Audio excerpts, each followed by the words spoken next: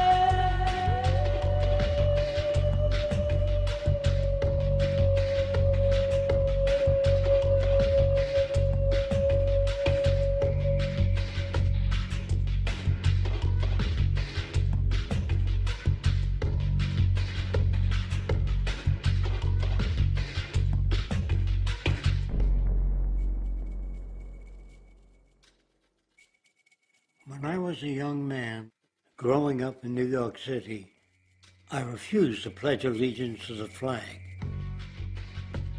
Of course, I was sent to the principal's office, and he asked me, "Why don't you want to pledge allegiance? Everybody does." I said, "Everybody once believed the earth was flat, but that doesn't make it so." I explained that America owed everything it has to other cultures and other nations, and that I would rather pledge allegiance to the earth and everyone on it. Needless to say, it wasn't long before I left school entirely, and I set up a lab in my bedroom. There I began to learn about science and nature. I realized then that the universe is governed by laws, and that the human being, along with society itself, was not exempt from these laws.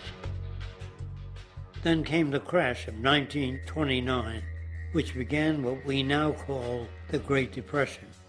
I found it difficult to understand why millions were out of work, homeless, starving, while all the factories were sitting there. The resources were unchanged.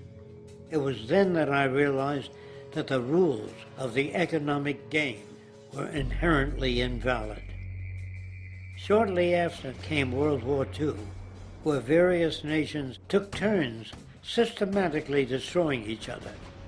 I later calculated that all the destruction and wasted resources spent on that war could have easily provided for every human need on the planet. Since that time, I have watched humanity set the stage for its own extinction. I have watched as the precious finite resources are perpetually wasted and destroyed in the name of profit and free markets. I have watched the social values of society be reduced into a base artificiality of materialism and mindless consumption. And I have watched as the monetary powers control the political structure of supposedly free societies. I'm 94 years old now, and I'm afraid my disposition is the same as it was 75 years ago. This shit's got to go. It's clear that we're on the verge of a great transition in human life. That what we face now is this fundamental change of the life we've known over the last century. There has to be a link between the economy and the resources of this planet, the resources being, of course, all animal and plant life, the health of the oceans and everything else. This is a monetary paradigm that will not let go until it's killed the last human being. The in-group will do all it can to stay in power. And that's what you got to keep in mind. They'll use the Army and Navy and lies or whatever they have to use to keep in power. They're not about to give it up because they don't know of any other system that will perpetuate their kind.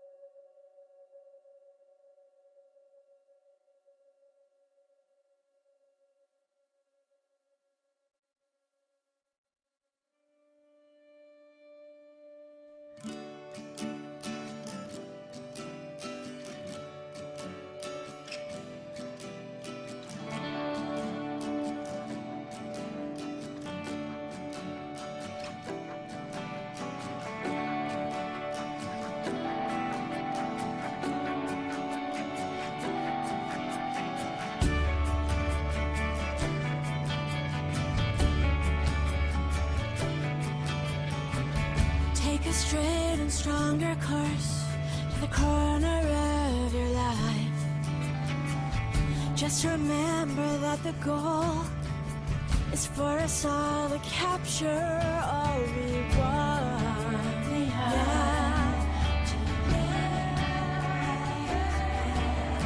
Don't surround yourself with yourself. Move on back to squares. Send an instant karma to me, and I shall live with love and care for yourself. 'Cause it's time and time with your time, and its news is captured for the queen to use.